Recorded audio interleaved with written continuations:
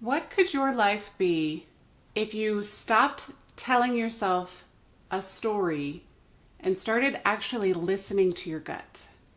Hey ladies, I am Jaylene from Your Next 40 Years, and I'm here to inspire you to live bold in these next decades of life. So if that sounds like something you want to be a part of, go ahead and subscribe to my channel and hit the bell notification to be notified each week when I put up a new video.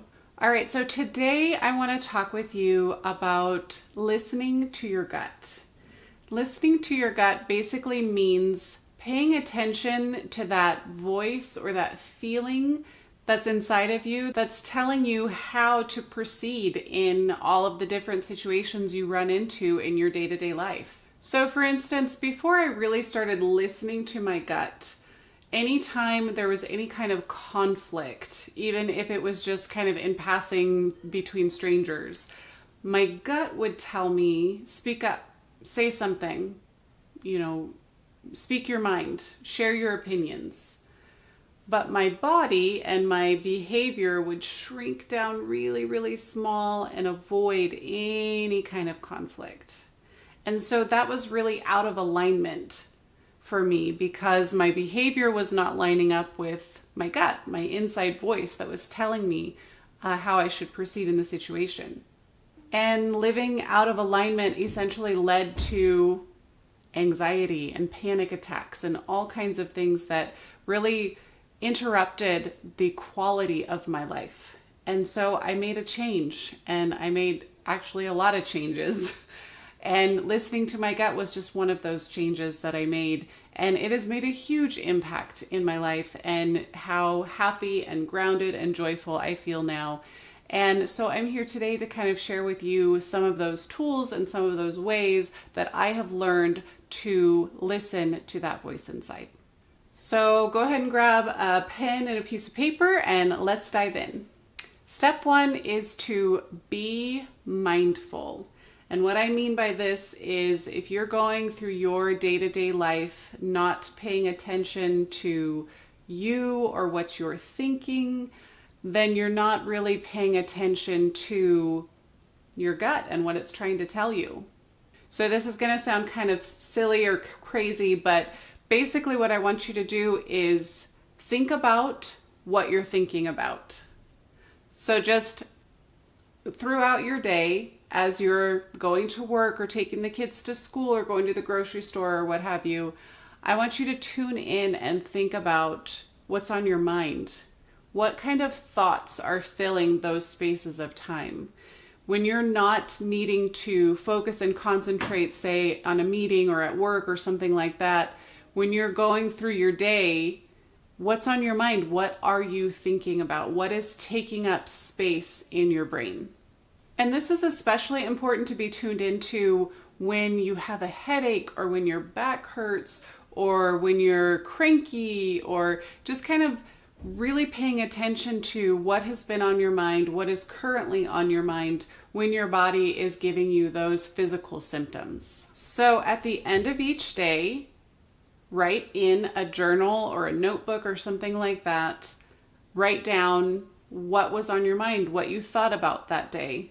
And do this for a good maybe week or 2 weeks and start to see if there's a trend, if there's any kind of pattern that's developing where you have a certain type of thought on your mind all day long, and your body shows physical symptoms that can kind of be tied back to those feelings, really, or those thoughts. So really thinking about what you're thinking about and then how that's manifesting into your body. So for instance, my thoughts were really kind of taken up with what if, always like wondering, like, what if that happened? What if that happened? And it was always more kind of what if, these negative things happened.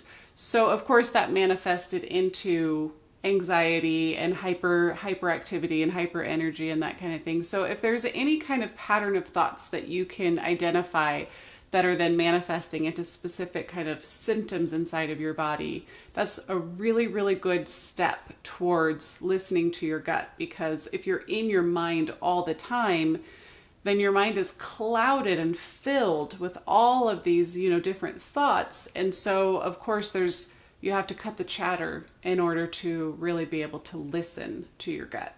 So the first thing I want you to do is think about what you think about and journal it for at least a week. Give me a week on this one, and just take 5 minutes in the evening to journal about what was on your mind that day. So step number 2 is get into your body. So this is going to sound kind of weird also, but I want you to let your body start to make some choices and some decisions for you. I want you to pretend that your gut is a person, and that person is going through your day with you and walking, alongside you through everything that you do. And if you feel the need to make a left, make a left. If you suddenly feel the need to go buy a yogurt, go buy a yogurt. Just allow your body to have these different choices and then make the choice for you without overthinking like, oh, I don't need a yogurt right now, or I don't, whatever. Stay out of your head and get into your body. And if your body says, I want to go do this right now, go do that. And just kind of pretend in your mind that your gut is a person, and that person is telling you it's time for a yogurt, and then go get one. Next, I want you to think about setting boundaries. And really what this means is setting boundaries on your energy and your time. So if there are people in your life who inspire you and make you feel good and happy to be around, then spend more time with them if you can. If they don't live nearby, spend more time connecting with them and interacting with them. Use the Marco Polo app to send videos, send little text messages, send emails. Just stay in contact with them and really put more effort and energy into nurturing those relationships. If there are people in your life who make you feel kind of drained and kind of not too excited about being around them, set boundaries. Do what you can to not spend as much time engaging with those people, and also spending less time thinking about your interactions with those people. So this is really going to help kind of clear the air and clear away the clouds to bring your gut voice forward more, and not so much kind of in the background behind all of those kind of negative interactions and overthinking the negative interactions and that kind of thing. Do what you can to bring more happiness and inspiration into your day and into your life by interacting with people who help you to feel happy and inspired. So before we move on to step 4, I just want to kind of touch base and kind of check the temperature and see how you're feeling about all of this. If this is resonating with you and making sense to you, let me know in the comments of this video. Give this video a thumbs up so that I know that this kind of content is really helping. If you have any questions or anything like that, I would also love to see those in the comments so that we can create a dialogue around this. So step number 4 is to dream big. So the more that you kind of invite your gut or your soul or your heart to be a part of your day and a part of your conversations, the bigger and louder that she's going to be, and you won't be able to not listen to her. So most of these steps are about kind of clearing away all of that chatter that's happening right now and making room for your gut to have a bigger voice. And step 4, dreaming big, is really that invitation to, please talk with me and tell me what you have to teach me and to show me and where to lead me. And so dreaming big is very, very important. And just opening up your mind to the possibility of things being different or bigger or better is going to kind of awaken that your gut and your instincts to really talk with you and kind of share, where you're meant to go and where you're meant to be. You know that you have magic inside of you, and creating that space and giving that invitation for it to kind of come forward, that's the first, big step to having your gut be a larger part of the conversation. And so how do you do this practically? How do you what do you, when this video's over, what's the next step? So this is an activity that I do usually every 3 months. And it's super powerful and it's really fun. And so it's something that really helps me to kind of discover what my big dreams are, because maybe I'm not thinking about them all the time. And so it just helps to kind of create that space for me to have those big dreams. And so what I want you to do is write a letter to yourself from the future. So from 90 days from now, I want you to write a letter to yourself that says, "Dear Jaylene, I am so proud and so excited of everything that we've accomplished in the last 90 days. It has been amazing to see X, Y, and Z happen. And I know that you've just been wanting A, B, and C to happen for so long, and now it has.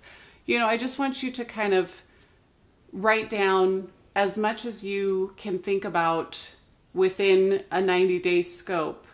That would be exciting and inspiring and, a really big dream for you. And you don't necessarily have to accomplish everything in those 90 days. You could actually write, I'm so proud that you have started X, Y, and Z, that you have worked on X, Y, and Z twice a week for the last 90 days. Make it realistic, make it something that you can accomplish, but write it in the past tense as though it's already been done. That's where the power of this activity comes in, because you are sending a message to your brain that we've already accomplished this. And it kind of helps to take away that fear of starting it because it's already been done, if that makes sense. So the 90-day letter is a very powerful exercise to kind of help create that space for you to dream big, to really think about what more you could have or could be or could create, and then puts it in a past tense format so that your brain isn't scared of starting it. So we have covered a lot in this video, and I know that all of these steps feel strange and sound stupid and, just are very foreign, but they are really powerful. These are things that I've done myself that have made a huge difference in my life and how grounded and happy and fulfilled I feel. And also just how confident and focused I feel.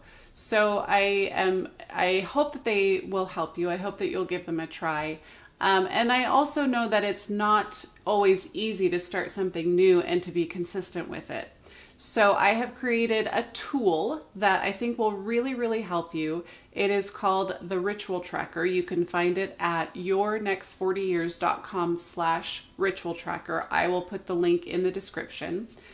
And it's a free resource for you. Just go to that link and download it. And it's basically just a workbook that will help you create accountability each day so that you are working towards these steps for listening to your gut, for working towards the goals in your 90-day letter. It's a day-to-day ritual tracker that will help you build in that accountability, create that momentum, and really start moving forward and kind of just letting go of that negative story that you tell yourself so that you can really step into your strength, living bold, sharing your magic, and really making these next decades of life as big and as bold and as amazing as you know that they can be. So if you enjoyed this video, please let me know by liking it, subscribe to the channel, drop me some comments, let me know what you thought, and show up here next week with me for a new video. Thank you so much.